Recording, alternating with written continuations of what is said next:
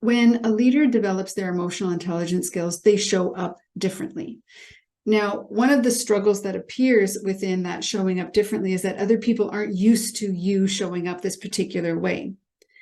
In leadership, when we think about excellence in leadership, a primary part of excellence in leadership is being able to hold individuals accountable to performance and have the necessary coaching conversations. Now, if you happen to be a leader who doesn't do this well and then takes on fixing everything rather than holding people accountable, then when you start to hold people accountable and call them up in their behavior and call them up to meeting expectations, you're going to get some pushback.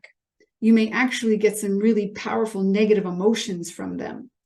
You might even think that what you're doing is driving a bigger wedge between you and them. But here's the secret around it. When you show up differently and start to call people up in their expectations and in their performance and in their potential, that pushback is an emotional reaction to that individual recognizing that you recognize they can be and do more. That holding them accountable is going to also ask them to push their comfort zone. And they've been comfortable for a while because you haven't been doing it. So it's natural for other people to be more resistant as you develop your emotional intelligence. And that can be surprising because isn't emotional intelligence supposed to make us better leaders? Yes, it does. It absolutely does. We have to stay the course and keep practicing it.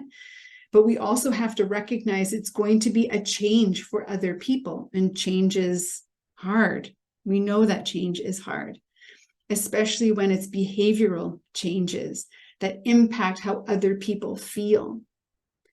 So it's an important element for us to be aware of in leadership that as we develop our emotional intelligence skills and show up differently, it might rub people the wrong way initially, but they will come around.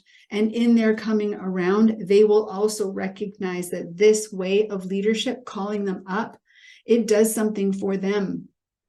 It sparks their motivation, their self-regard, their engagement in work, all of these things that people want to experience in the workplace anyways. They just might not know it yet.